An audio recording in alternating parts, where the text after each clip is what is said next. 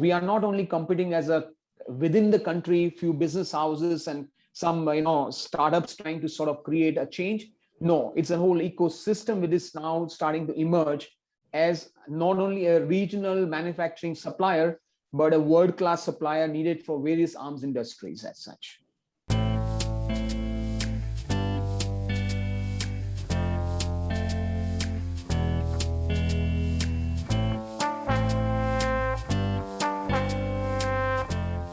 I think many of our members have joined, and as they keep joining in, I think we'll begin in the best interest of time.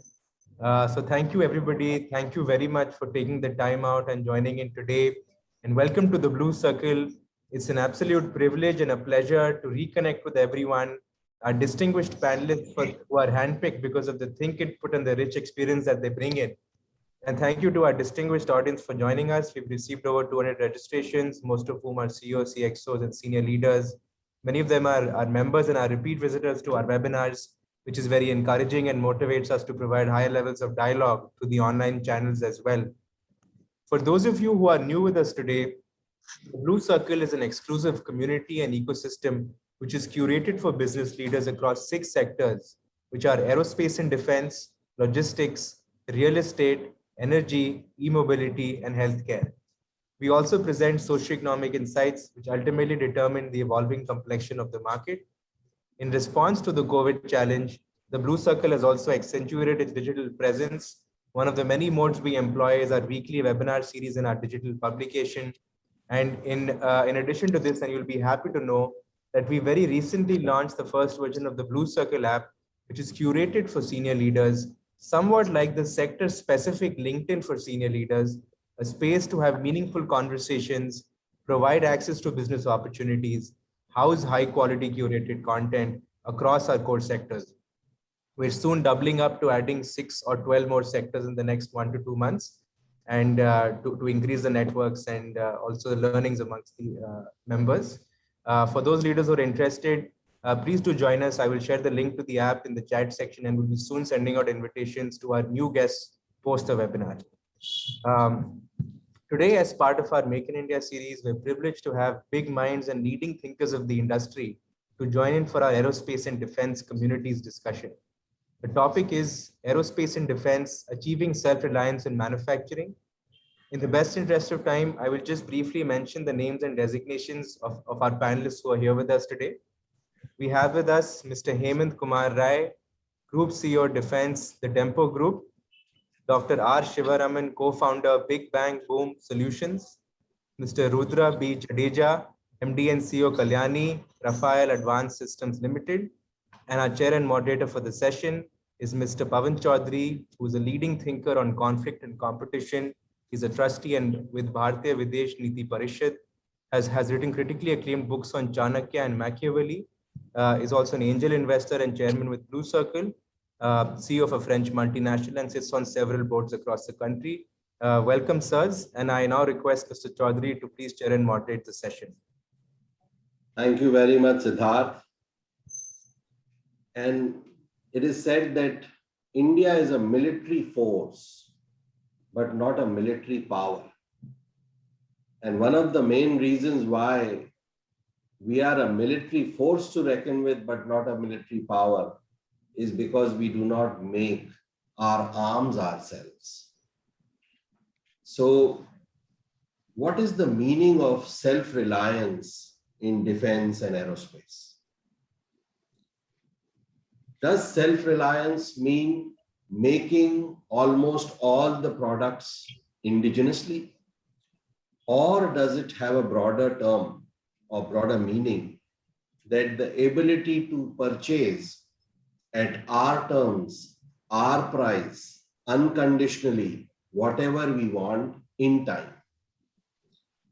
I feel the answer to this would be mixed, because the ability to purchase everything on your terms may not remain the same in peacetime and during war.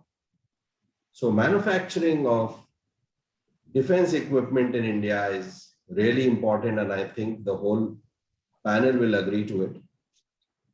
We also need to manufacture for the world. Traditionally, the defense producers in the world were USA, Europe, Russia, and Israel. But now this mix has changed.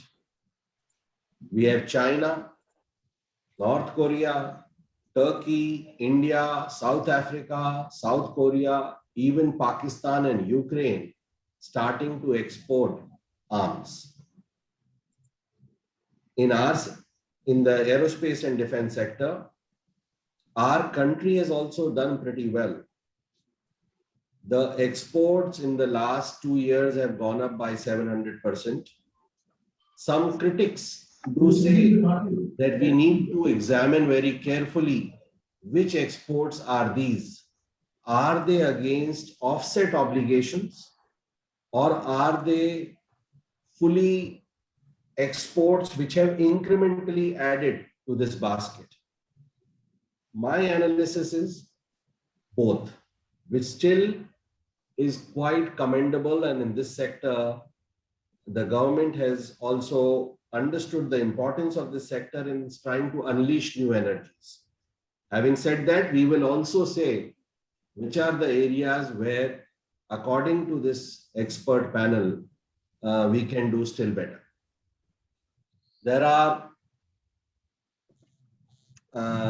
There's work to be done in ecosystem development, capital funding, aligning ourselves even better to the geopolitically new configurations which are emerging, and even marketing and advertising our products better. We need to, in my view, increase our efficiency in engineering, manufacturing, integration, and project management. And we will hear also from our panel of experts on these points. And we will also like to know from them what will be the impact of injecting competition. Where do they stand on that line? So with this broad setting of the parameter, let me go to our youngest panelist here, R. Shivaraman, and ask him what would he like to be his first comment on this discussion. How would he like to kick it off? Shivaraman. Thank you, Pavan. Wonderful. I think it's a great honor to be part of this circle. And I think this is a topic that's very, very close to my heart. If any of you were to go and look at what Big Bang Boom Solutions does, our entire ideology is to be able to achieve self-reliance in defense for India. And so for me, it's a great joy to be part of this panel. See, when we first started our company and when we were thinking about why self-reliance in defense is important as a country, one of the things that made a perfect sense to us is the fact that India, aspirationally speaking, looks to become a superpower, both in terms of, let's say, regional and in the world at large. And if you look at it historically, whether it is the British during colonial era, whether it is the Germany during the World War I and II, or the USA, post-Cold War, the country that has been dominating the world has always been the country that has the most self-reliance in defense. It was the German tanks, the German engineering that led to Germany being the strongest nation during World War II. It is today the might of the technology, both in terms of space, in terms of naval, and in terms of armed forces, that US has today, that gives it the necessary economic backing, the purchasing power, and the dominating will to not only dictate terms to others, but also govern as how the world moves ahead. And if given this, if India really aspires to be a world leader, to be on par with the top economies in the world, then self-reliance in defense is not a choice, but it's something that is mandatory, something that is essential, that will ensure our survival in the next era. Right? Great. In fact, Machiavelli has said something similar. Machiavelli has said, between gold and arms, what should the prince choose? And he says that you should choose arms, because with arms you will get gold also. having said, I fully agree with that part of your comment. Having said that, I would also like to add as a compliment to what you say, that Machiavelli spoke in the 15th, 16th century.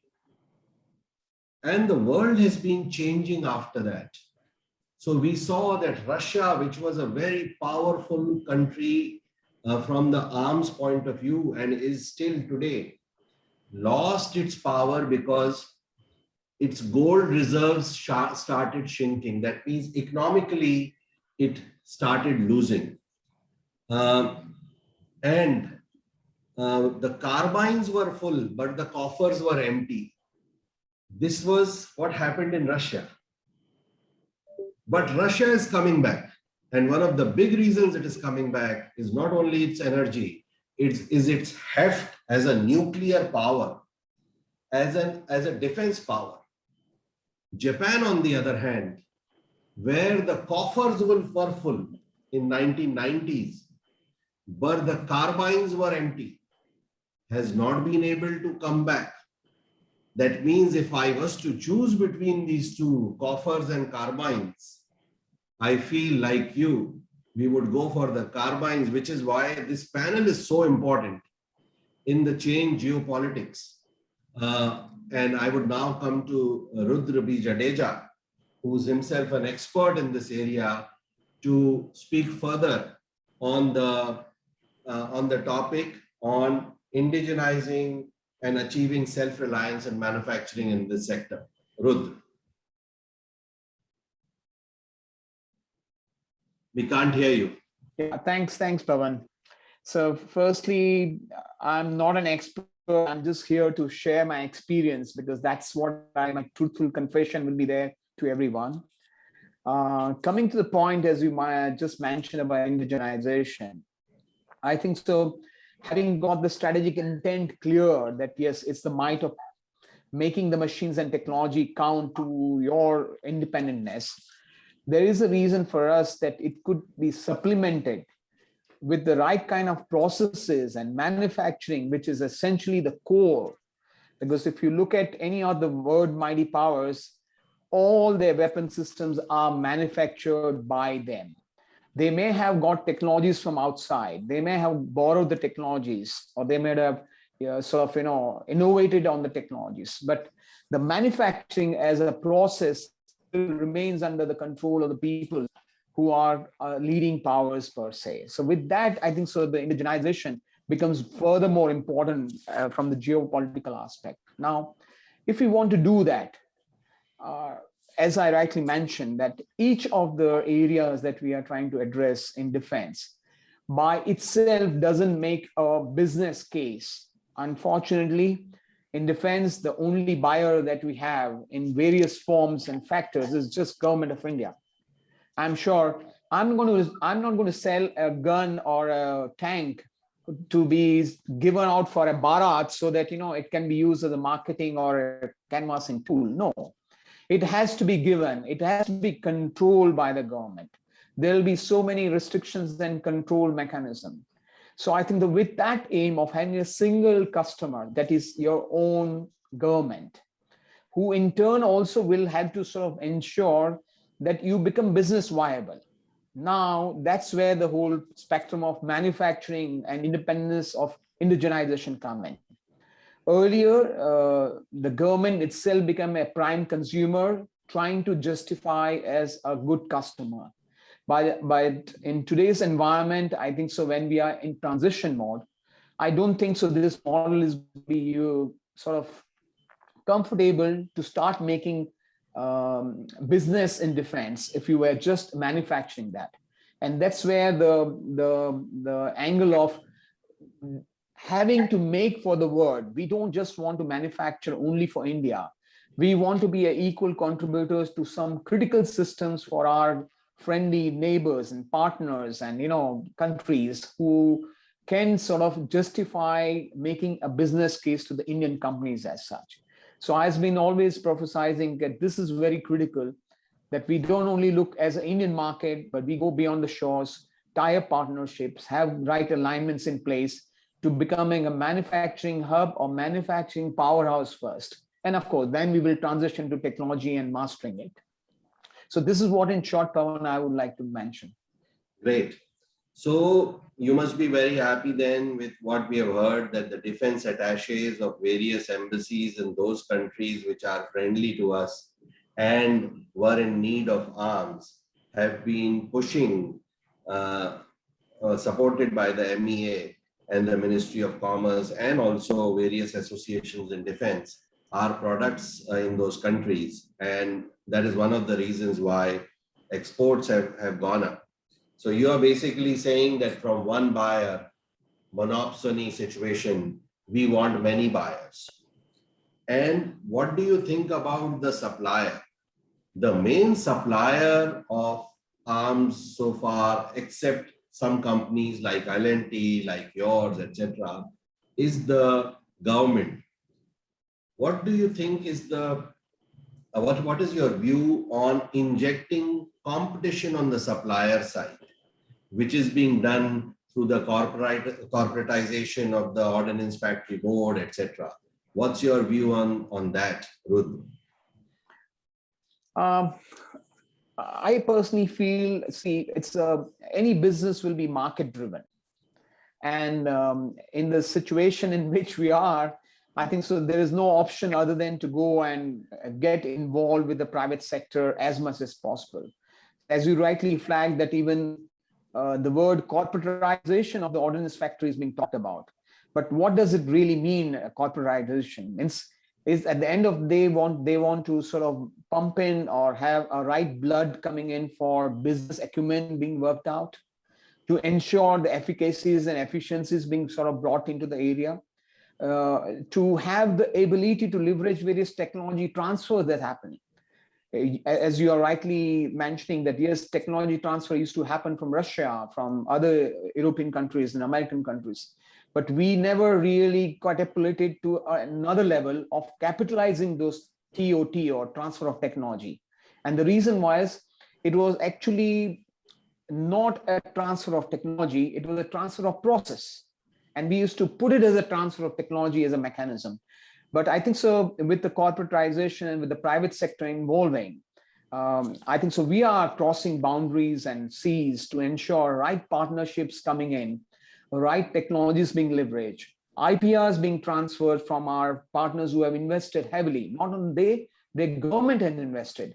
In fact, they are ready to transfer this IPR to Indian companies by having a joint shareholding, joint ventures. I think this is the kind of dynamics which is changing the competition matrix across the country. And that gives us a reach to look beyond the boundaries of India as a supplier. So we are not only competing as a within the country, few business houses and some startups trying to sort of create a change. No, it's a whole ecosystem which is now starting to emerge as not only a regional manufacturing supplier, but a world-class supplier needed for various arms industries as such.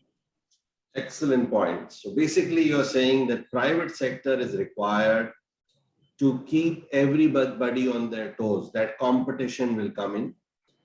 And you are also saying that this kind of competition, perhaps you may have alluded, or this thought may have emerged in your mind from a thought process similar to what has come to my mind as I was listening to you.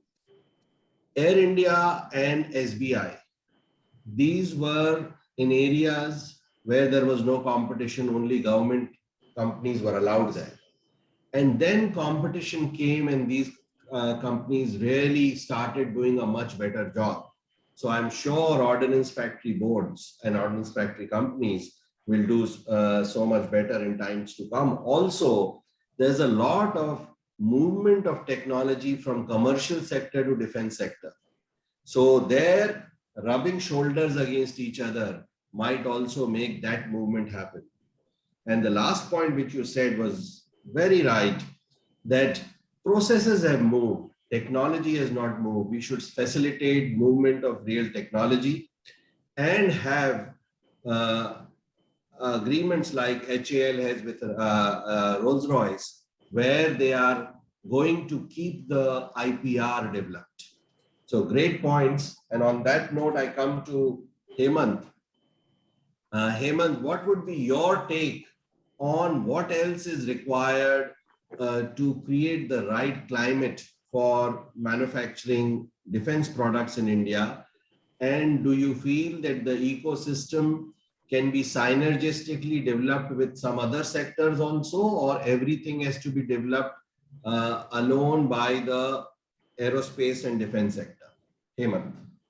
Thanks, Pavan, and then good evening to the esteemed analysts and the viewers. I think, Pavan, you have brought out a very important point, synergy between the other beyond the aerospace and defense. I will go back a little backward to arrive at this point. You know, the way geopolitics is changing, it's not static anymore. It's very fast changing. In fact, it is changing faster than the technology today. You know, that's a very big threat. And we have the aggressiveness and changing, very fast changing geopolitics needs out-of-box thought processes. We need to have paradigm shift in our thought processes, in our attitude and approach. No layback and policies side work to counter these things. You know, the intent of Government of India is very decisive and very clear to our Atmanirbharta through Make in India, which is also quite imminent if you see the current finance capital budget of defense, wherein around 70,000 crore is parked for the Indian industries, out of which around 17,000 crore is earmarked for the Indian private industries. That speaks a volume about the intent of the Government of India, right? Second point I would like to again add on here, you know, they have added 108 more items to the existing 101 negative import items, leading to 209 items, where orders will be given to only Indian industries. Now, does it imply that the complete product will be made in India, will not have any foreign content? No, absolutely no. If you see the Defense Acquisition Procedure 2020, the minimum indigenous content, depending on the categorization of priority of procurement, shall range from 50 to 60%. Therefore, still there is a big percentage of foreign content which were claiming to be 100% make in India will be coming from outside. And if you go overall, to today also around 70 to 75% there is an import dependency on ground. Having said the clarity in the intent of the government, now implementation is an issue here. Now the second, one more industry, what Pavan brought out, is there any scope for other industry also to be integrated? Yes, of course. You see the oil and gas, especially offshore midstream EPC projects, they are having the similarity system and subsystem like you use on board warships. Exactly similar your environmental condition. They also sustain for the longer lifetime ranging from 20 to 30 years. There are so many common system and subsystem which are alike in nature in the warship building, but do have the common MSME Indian vendor list. In my opinion, there are also around 70 to 75% equipment are coming from outside, OEM are from outside. So there is a need to synergize. There need to come out a bridging document where you should be synergizing both oil and gas and Indian defense and aerospace sector of having after having identified the common items and come out a more quantifiable policies where we should be able to integrate MSME and make this Make in India happening as a whole. Now, what Rudra also brought out, see, the gestation period is quite long in basically any defense project, and it's very complex in nature. Therefore, sustainability of the MSME and SME become a question marks. So if they also target the oil and gas along with the defense, and you can take this make in India for the make for the world, rather make for the world through make in India. Therefore, they will have basically 3 target customer, and that can offset the gestation period or longevity of this MSMEs. And the real terms that can take this make in India happening on ground. That's my take on introduction. Great points. So first point you made was geopolitics is changing. And absolutely it is changing faster than technology. You have seen the Quad coming up. Now, Quad is not only a security bloc, it is an economic development and security bloc.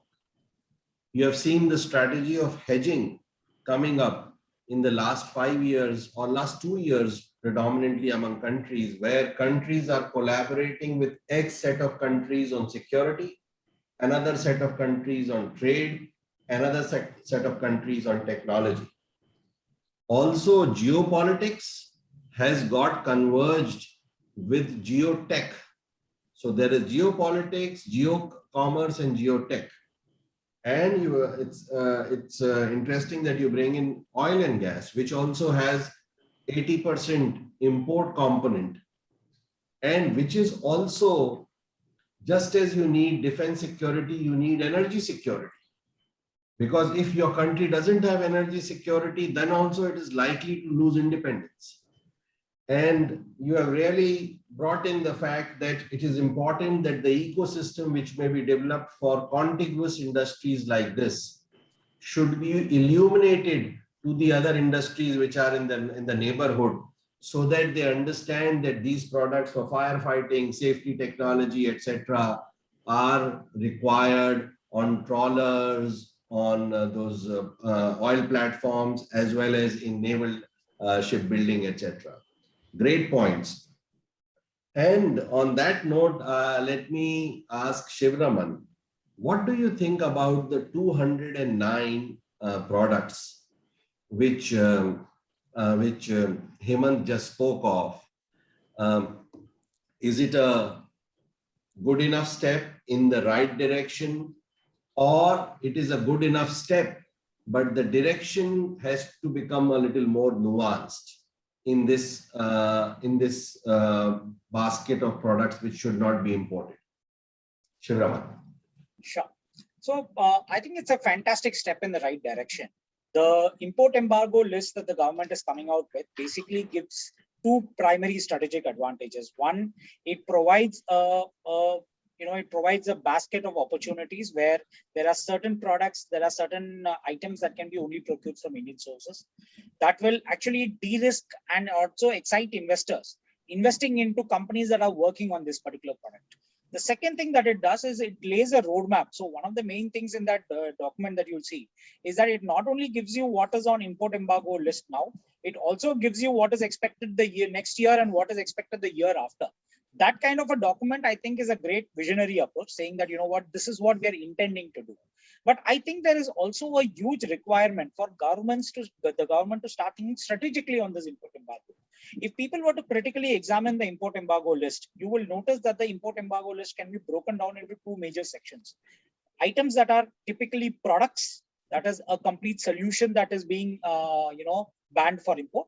And then there are a lot of these components where you have a missile defense system, and they are talking about a subsystem of it or a subcomponent of it.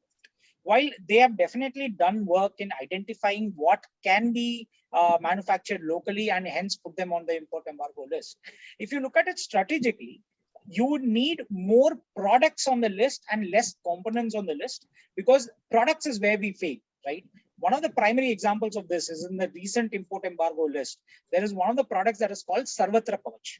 Sarvatra Kavach is a product that's been developed in association with Army by one of the top conglomerates in the country. Sarvatra Kavach is a body armor material, right? And you say that this needs to be manufactured only in India. Actually, if you look at it strategically, as long as proper quality assurance principles are in place and you're sourcing the ceramic correctly, it doesn't matter where the source of your Sarvatra Kavach is. As long as your body armor is able to resist the bullet that is being fired at you, it doesn't really matter. On the other hand, when you start talking about electronic equipments, when you start talking about embedded systems, edge computing devices, these are devices in which, very similar to the processor motherboards of your phones, where there is an electronic component to it, there's a firmware that is written on it. There is a huge risk of a digital backdoor being programmed in it. All of us would be aware of the amount of scrutiny UI is having today, especially with respect to 5G technologies. That is primarily because of the fact that we don't have the skill and the capability to evaluate whether there is a digital backdoor being programmed into devices or not. There has been numerous examples of drones on the eastern frontier malfunctioning when there are components that have been sourced from China or Taiwan. So there is a strategic need for us to evaluate. First, start putting more products on the list. Second, classify as to what are the products that are going to get on the list. So by putting, let's say, for example, bandages on the import embargo list, you're not achieving strategic significance. But if you're able to put, like Rudra was mentioning earlier, if you're able to put a radio on the list, that means that 4 years ago, you have encouraged multiple companies in India to start working on radios. The radios have been built, they have been evaluated, they have gone through the trials. Now they're ready for procurement. So if the government is able to put a radio on the list, that is actually the culmination of 4 years of effort. And that, I think, will be the future of these import embargo lists. Excellent point. And this opens up the debate. And I would like to ask Rudra on this. Shivaraman has spoken about the digital backdoor, the malware which may be hibernating in a component which has been imported, which can be made to come alive as the drone which employs it reaches the eastern frontier. It may have come from an eastern country, and which is a hostile country, which is having control of the supply chain. So this is one point which he has raised. However, it begs other questions also. Do we have that semiconductor capabilities and component capabilities that we can quickly manufacture those to a level of quality so that they can be used in our finished products? First question. And second question is that what is the other way? Is there a way that we announce, like we have announced in solar, that photovoltaic cell from 2 years from now will get a 40% increase in custom duties? Right now, they are without any custom duty. To alert the industry that you will have to make photovoltaic cells here. And presently, find a disinfection and sanitization schedule to make sure that the components which are coming cannot come with some hidden bugs. Those bugs are discovered. These are some of the questions which I would like to pose before we completely critique, or so that we can fully and responsibly critique the government list, which I would not hesitate to do, like our friend Shivaraman. But we would like to know what would you say on the points which we have raised. Rudra. I think so. Certain times it is very important that we accept the realities of business. If I just break these issues into two aspects, one is the hardware, another is the software or the embedded portion. Just let's talk about the hardware as such. We may have embargoes coming in, okay, Indian products, Indian, items, system, real backbone in terms of and the processors, the memories, essentially still remains to be imported. And unfortunately, we do not have a choice. We do not have a choice, not because we did not have an option. We had an option, but government had other priorities to invest into this. Now you'll say, you are talking about private sector coming in. Why doesn't the private sector invest in chip manufacturing facility mechanism where whole world is on the private sector. But I think so, let me help you understand that a fab facility, sorry, I'll just switch off my video so it's clear. The fab facility would warrant billions of dollars to be invested. And in fact, even government till date is shying off to do that. So you can imagine it will not make a business case for many of our business houses to also venture into the area. So our dependence per se into the hardware will remain one. Now coming to the software or the embedded portion, I think so we got the best brain, we got the best environment. I think so we have the right leverage in terms of the companies who lead the software revolution. But I think so the smaller portion or the technological aspect which lacks is the ability to understand the nuances of that weapon system, because we have yet not got the world-class weapon system to be developed. We are just using it. We are just imported and trying to learn what a world-class weapon system essentially brings the features to us. So I think so there is a little traveling time needed here to sort of make sure that we ourselves start developing the backbone or a technological backbone or a software backbone. It's not far. Let me tell you one thing. Most of the ships and their combat management system now are being talked about, being sort of designed, developed in-house with Bell, with the DRDOs and everything. And that's where, in fact, even the missile system also, most of our C2 system, command and communication, and C4I system, your EW, which is also very, very software intensive, are being backed up by having your own software development in India as such. So I think there are some major developments happening, but yes, we have a lot of grounds to cover here. I think you have beautifully said, and I'll just come to you, Shivaraman, because you should get a chance to counter what we have both said. The point which you raised, Rudra, is beautiful, that this chip business is a very, very big investment, high gestation period business. In fact, most of the chip manufacturing is not only even not there in China also, it is in Taiwan. And one company is having control on more than 70% of the chips manufactured in the world, and that's a Taiwanese company. And its first offshore subsidiary to manufacture chips is being made in US. Is being set up in US, and it's a very, very big business. And one of the reasons why China is so strongly commercially also interested in encroaching on Taiwan is that chip factory also. So, which brings us to the geopolitics which Hemant spoke of. The geopolitical configurations are making friends, enemies, frenemies. So, with those countries with who we will get into contracts of friendship or bonds of friendship like the US or even Japan, etc., should be the countries where we could depend on for the chip importing till we get the travel time to manufacture chips in India.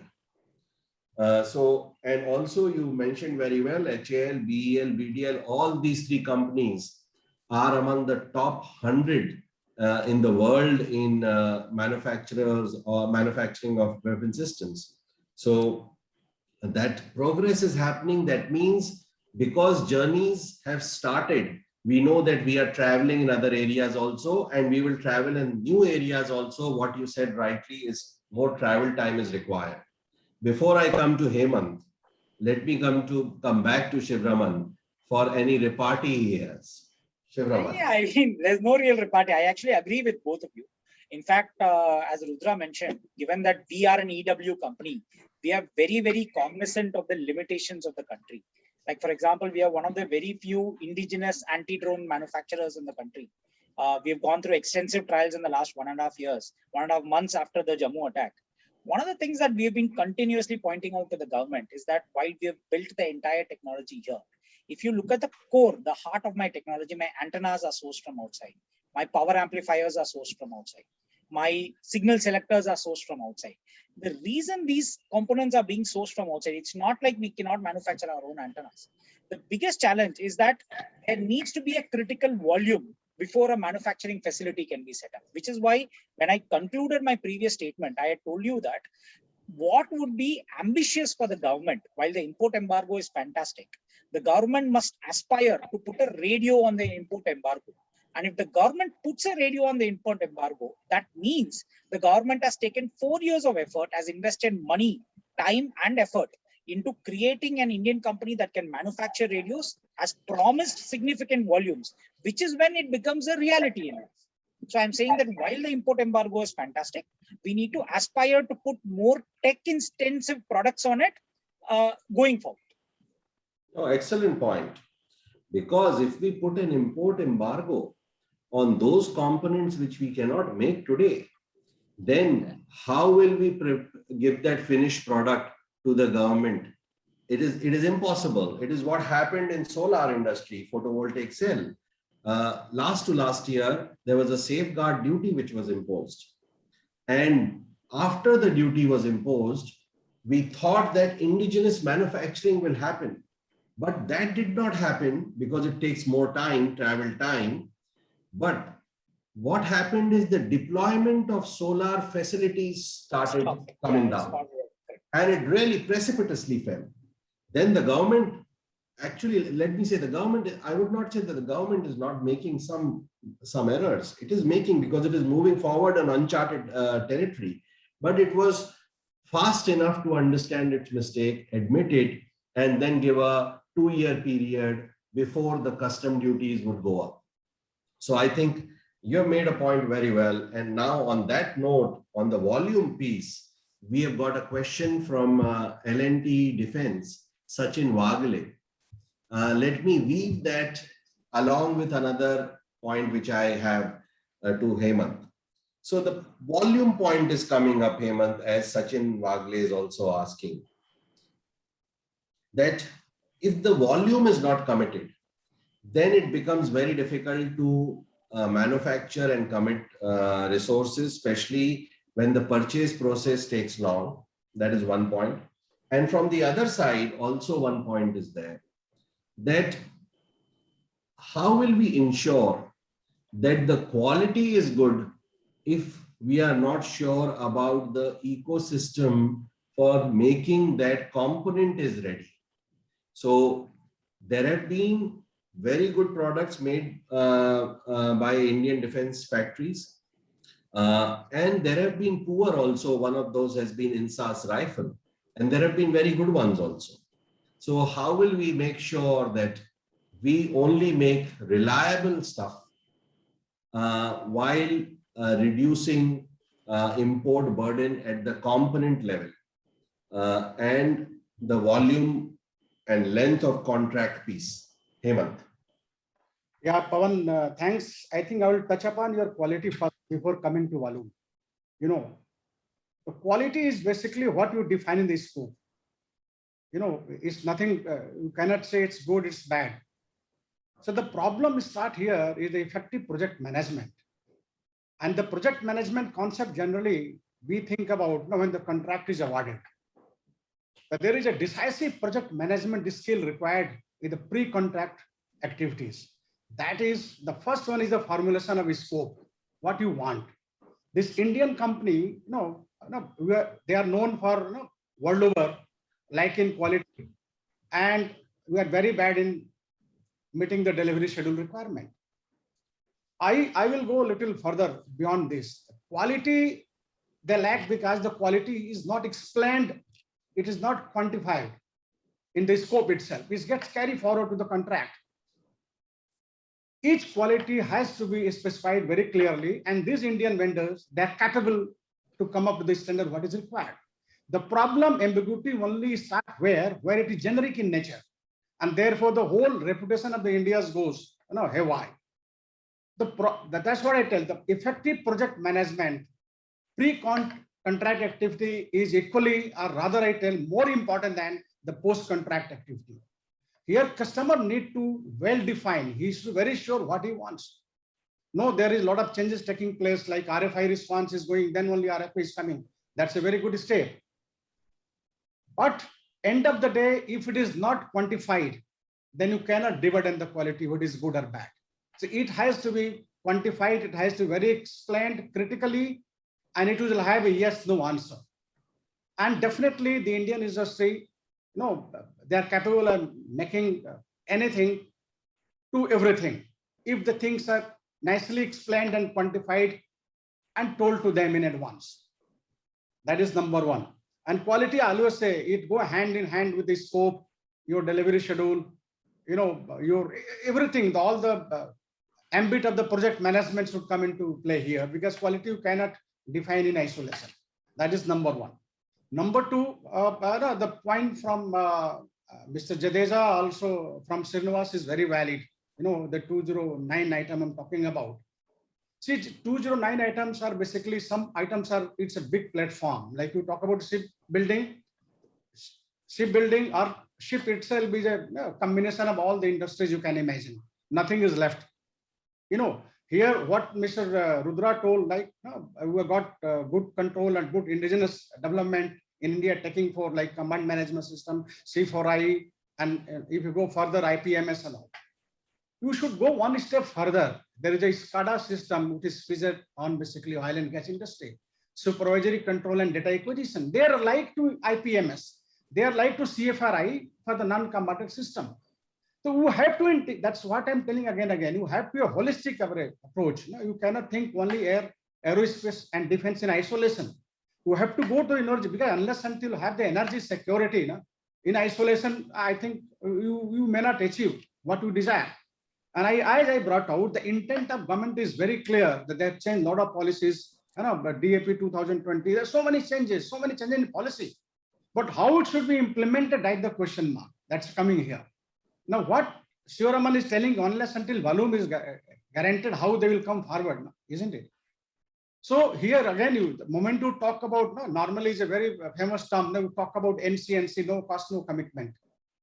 So you have to have a paradigm shift from NC to NCFC, no cost, full commitment. Unfortunately, these things are partially covered into make categories 1, 2, 3.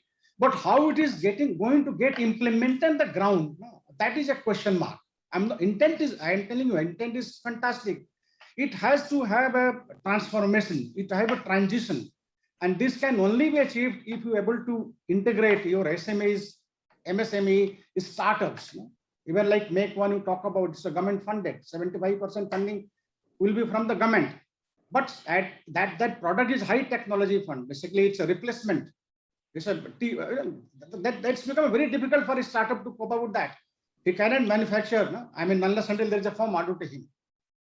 So this Make program need to synergize and also should align what I brought out in 209 items, where what Shivaraman is telling, rather than giving emphasis on the full platform, you also try to identify the item, to publish those items which you want to be made in India to get this product, get this whole product going, because these products will be, the order will be given to Indian company, but there is a room around 40 to 50% of the foreign component.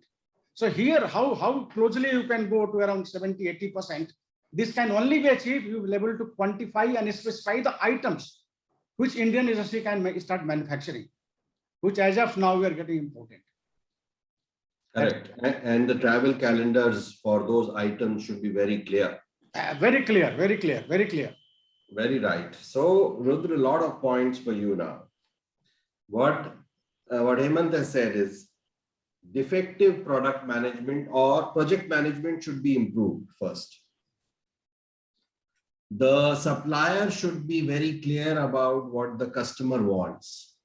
But many a time the customer doesn't know what he wants. Also, technology evolves.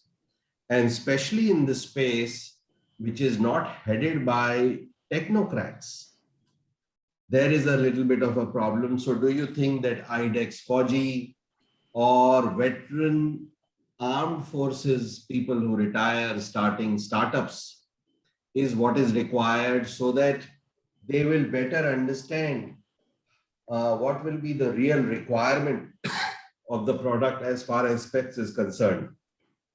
This is one part of the point. The other point on which I would like you to throw some light is in shipbuilding, etc., we are doing well and better than, of course, what we are doing in the avionics sector, aerospace sector. Some people say cynically that it is because it takes a lot to sink a ship, but the aerospace industry is much more precision dependent. Is that correct? Because I feel you are doing a lot of work in aerospace precision, and I'm sure your products are having the same level of quality as as they have in France. And the third point is regarding this NCNC and NCFC. The situation is more right now loaded towards NCNC. So how do we in such a situation attract venture capital for aerospace and defense companies and particularly startups? These are my three questions to you, Rudra. Yeah, Pavan, firstly, once again, my apologies that my network seems to be, taking a lot of bandwidth, and that's why I'm put off my video. Okay, so I will start the reverse order if you allow me. NCFC is just a call of the day, and it's just a matter of time where the things will start happening. Please understand that in a given situation, earlier we were supposed to buy the weapons what was being offered to us. And hence the government had a tendency of say NCNC and trying to induct. Or in fact, we didn't have that even option. Now, I think so the winds are changing, and it's just a matter of time where the NCFC policy will be implemented as a part of process of procurement, as a part of DAP 2020. That's more my confidence takes looking at the responsiveness of the government, the policymakers, and other things. The second point, as you rightly mentioned, yes, that there is a need for an experienced technocrats to lead certain specific organizational structures within the government. Maybe, I'm sure, as a political masters, you will not like to give the control. But the fact still remains is that you can always bring in expertise in various specific subject matters to ensure that you get the right advice, the right inputs to sort of work out. And I see that movement already happening. The government is keen. There are certain procurement positions and appointments being created, which is headed by experts who have done science for a very long time. So I think this is what essentially I personally feel in these 2 points as concerned. Sorry, I missed out, Pavan, the third point, because unfortunately my bandwidth was bad. So what was the third point you wanted me to comment upon? So third point was regarding you are in the aerospace space and missile development. In the shipbuilding space, where we may not be making as many ships a year as China or other countries do, but we are making ships quite with a lot of indigenous component. So some cynics say that it is because ships take a lot to sink, but we are not evolved enough on more precision dependent areas like aerospace. I just wanted to ask you how you are ensuring that the quality of your product which you make in India is as good as the product which is made in France by you. Okay, I would say quality is a mindset, because it's an impression, it's a sort of image of a company which essentially delivers a product. So while I do agree with Hemant that yes, the quality should be mentioned upfront, the requirement should be well understood, but I think so it's the quality essentially lies with the supplier. Even if suppose customer makes a mistake of not defining a quality, but we know the end usage which will be warranted to ensure a quality requirement of that sort, I think so we need to go beyond that. And when it comes to quality aspect and precision aspect, I think that today the world is becoming much smaller in terms of criticalities that are required. Like in my company at Bharat Forge, a Kalyani group, we feel that the precisions of the medical implant, which essentially is supposed to go to a victim's body, to vis-a-vis a critical missile component, which will sort of define his accuracy of hits, are equally important. So I am not going to define an aerospace as a technologically very intensive, demanding thing. It's just a requirement which needs to be sort of defined and adhered to and leverage across the various business domain to ensure that you make business out of that.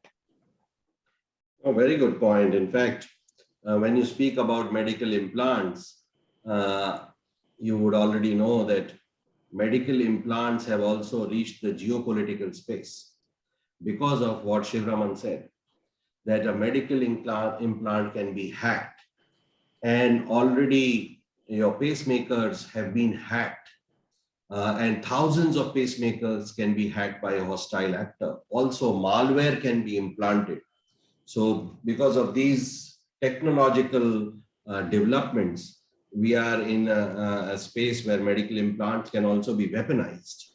And a very good point you made, that that level of accuracy you are bringing in your missile systems, and that really is very reassuring to us as an Indian, that we are getting that level of quality as an international soldier gets in his own country. So let me now come to the questions. Dakshani's Kumar's question we have already covered, and the next question was from Naresh Chandra Sharma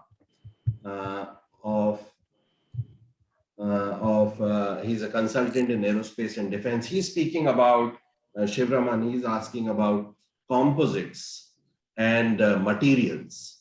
What is your comment on that?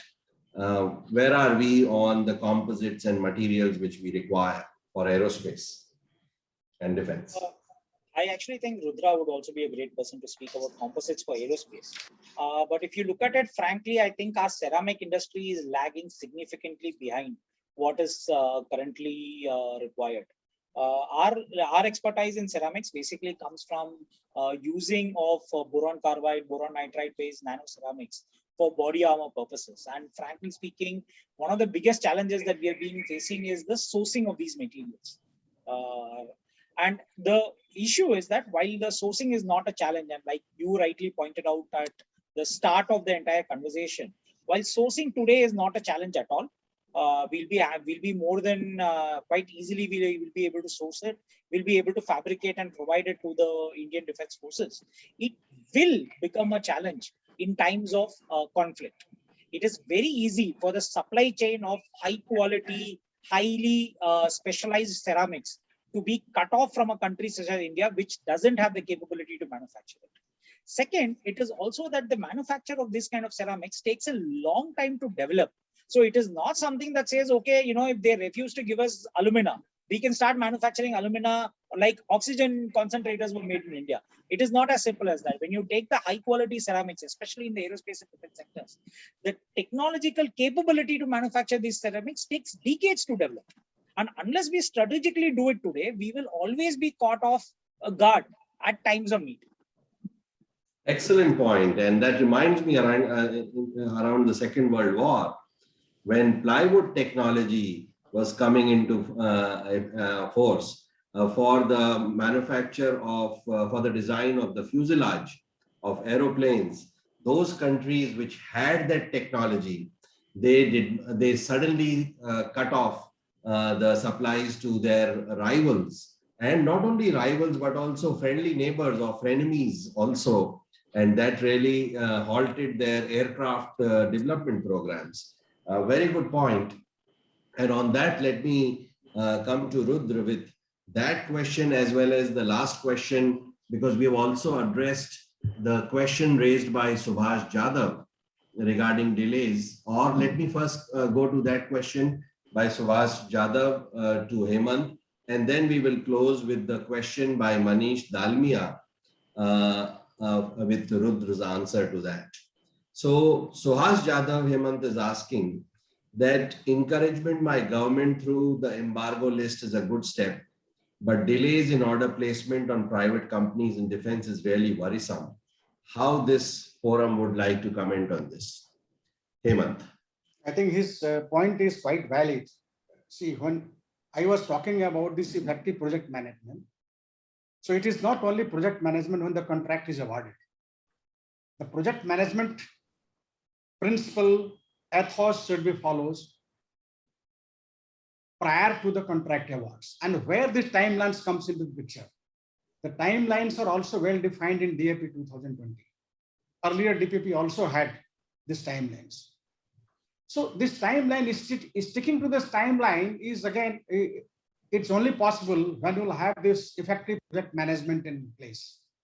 When you talk about the project management, it talks about everything. It talks about the scope, it talks about the schedule, it talks about the quality, it talks about the budget, it talks about the finance, everything. So that should be, if it is analyzed and dealt well, all this timeline schedule should be you will able to meet. Now here the stakeholders are at a different level. From the services headquarters is go to the MODs. So how best it can be integrated, and it is being done. But if the timeline is not followed, so you need some instruction, nothing else I can say.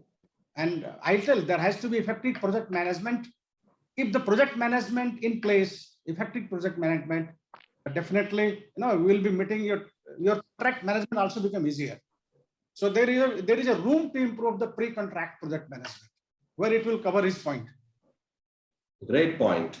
So coming to the last question, and after that I will conclude the session briefly and pass it on to Siddharth. Not many VCs or investors are there for defense startups, Rudra.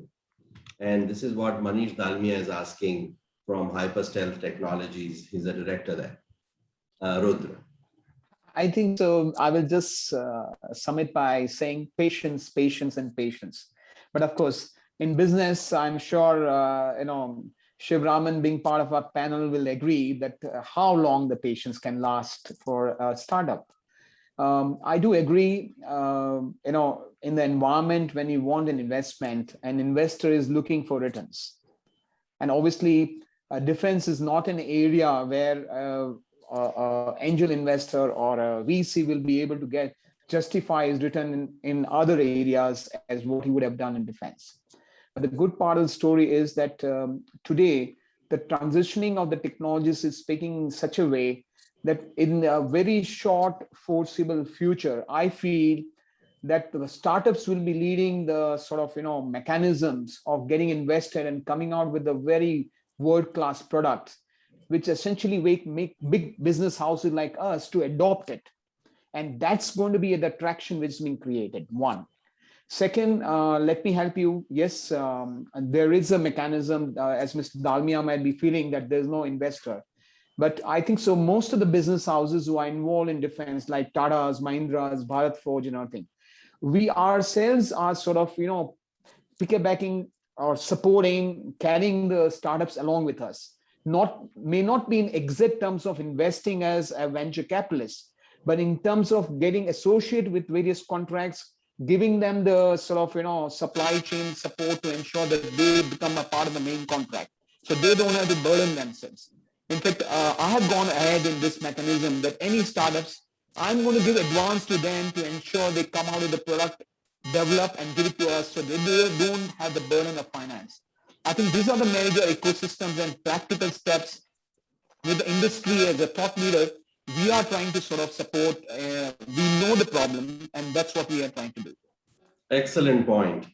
Patience pays. That means basically what you're saying is somehow you have to have the stamina to stay. And absolutely, I fully agree with you. Also, when we are approaching the investor, we should, that is of course basic, we should know that he invests in this geography, in this genre, and at this stage of investment. And companies like Mahindra, as well as you and Tata's and they are actually supportive of startup space in this sector, and we notice that almost every day. So great points. I think there are some more questions on my WhatsApp, which we will pass on to the app. I hope those the gentlemen who are asking, they're also on the app, and then they can connect with either the speakers or the organizers so that they get their questions answered. In a nutshell, what I think the group has agreed on, from where Shivaraman started and Hemant, Kumar and Rudra really brought this whole discussion alive, is that a peaceful nation, if a peaceful nation thinks that just because it is peaceful and virtuous, it will not be attacked. It is like thinking that the bull will not attack you because you are a vegetarian. No. The nature of the bull or nature of the world, some people in the world, some countries in the world may be to attack, the interests may clash, etc. So we should have the ability to defend that. And that ability should come from ourselves. And that is why indigenization in this sector is extremely, extremely important. We have made many mistakes in our history, and by being aware of this need in the changing geopolitical situation, I think we have very clearly, all the speakers have made it very clear that there is no way out. This sector has to be indigenized, and I hope it will gallop on this path and very sturdily move forward. So on that note, let me pass it back to Siddharth. And it was a great session, very insightful and fresh and comprehensively covered ideas. And the audience also stayed with us for more than our stipulated time and asked very fine questions. Thank you to them also. Siddharth. Well, thank you very much, sir. Such an insightful and engaging conversation, and an absolute privilege to hear you all, and very well moderated, Mr. Choudary. Our leaders and I have been hooked till the end and have taken home several nuggets from today's conversation. I'm still receiving some messages from our members as we speak, and I really wish we had some more time. And thank you to our leaders in the audience for joining us in large numbers and for staying till the end and for always sharing excellent questions.